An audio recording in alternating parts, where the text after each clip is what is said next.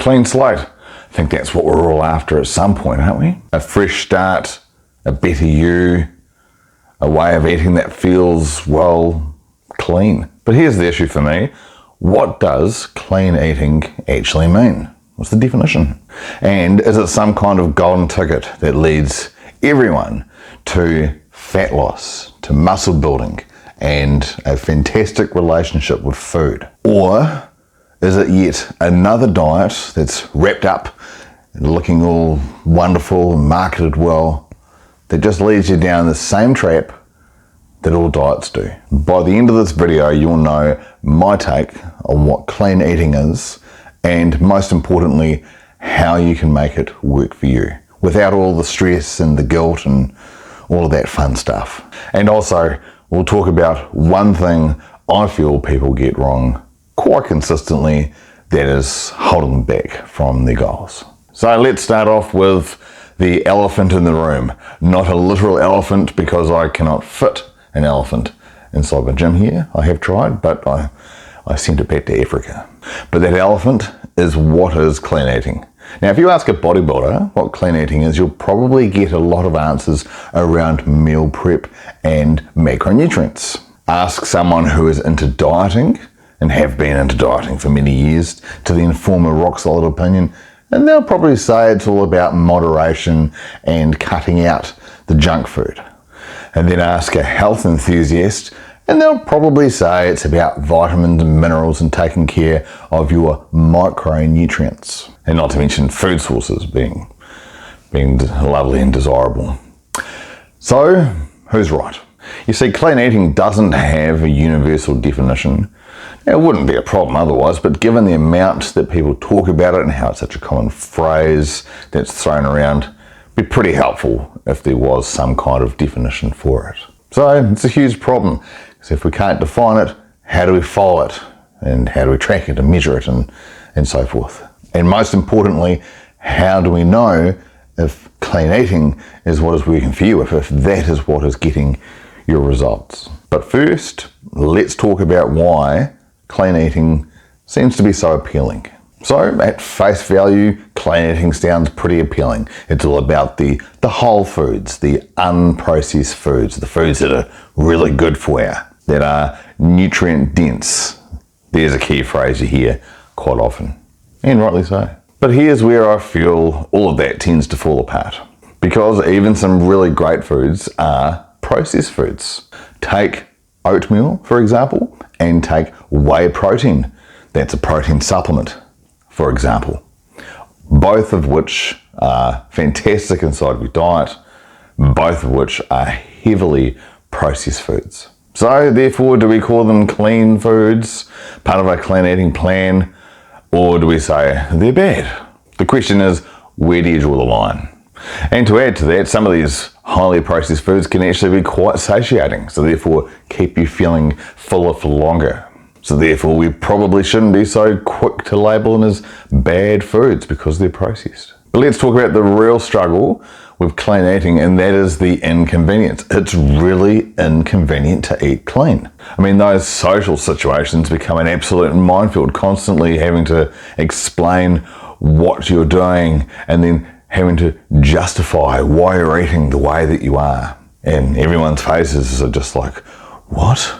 And not to mention stressing about what's on the menu, feeling like you're the odd one out, and often being told, hey, you're the odd one out. The chances are that might be quite familiar to some of you.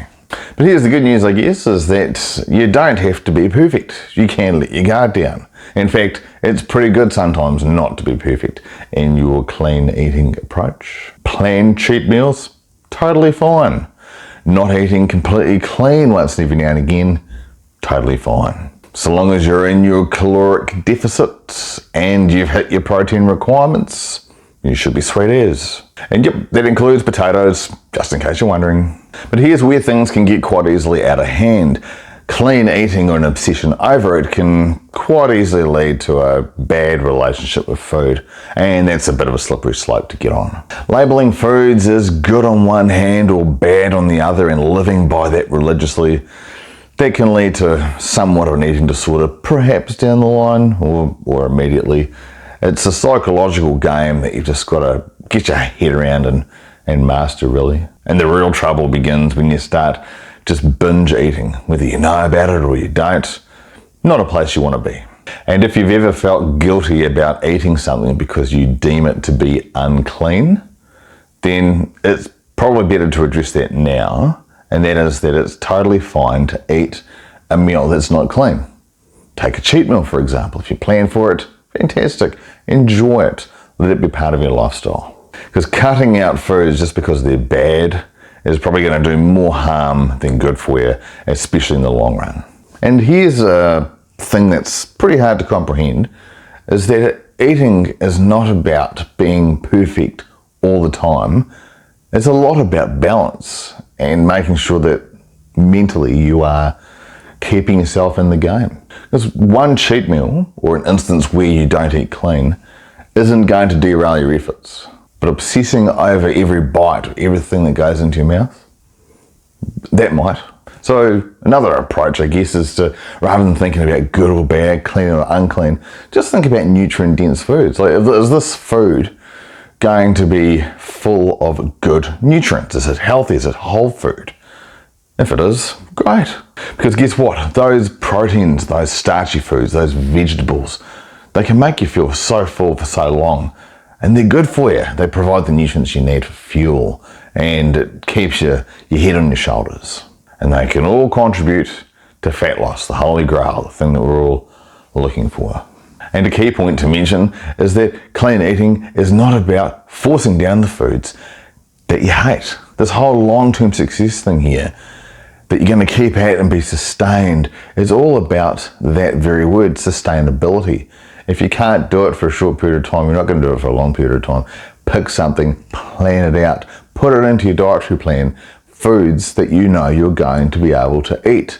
Nutrient-dense foods, for example. Try not to fill it full of donuts, but just nutrient-dense foods that you feel as though you can eat and will enjoy and can continue eating over a long term. So remember at the beginning I mentioned about this working for you. Well, it's not about cutting out the bad foods and keeping in the good foods. It's about the previous point, about finding out how certain foods that you like fit into your nutritional plan. Call it a diet if you must.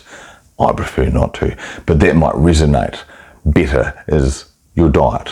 It's about tracking those calories, tracking your macronutrients, and knowing that you're in control with that degree of flexibility that you'll probably need in life. So when you're in those social situations and people say, oh, hang on, you're not meant to eat that, that's sort of clean food, you can just smile and nod, maybe say thank you for your advice, but you know better, and just move on, continue, be focused, and be consistent. So those highly processed foods that are not clean, highly satiating, so good for muscle support, helps towards fat loss.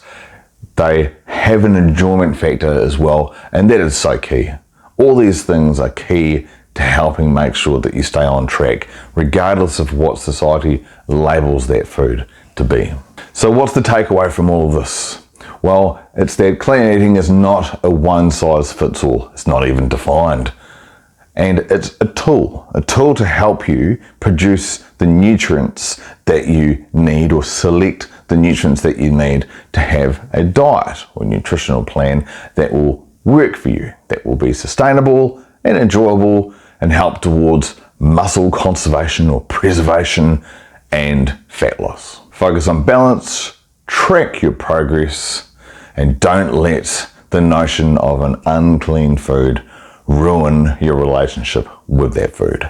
Well, thanks for watching. I'm Simon from the Deep South Experiment, and on this channel we talk about fat loss, muscle building, and the mindset around it all. And if you've got any comments about clean eating, I'd love to know about them. Like, what's your experience been in your own head, or your experience in society, or have you come across a battle to actually get to the point where you're clean eating, and what's that been like? I'd love to hear all about it.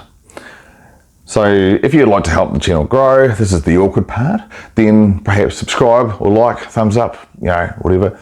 And if you made it this far, thanks very much for watching, and I'll see you next time.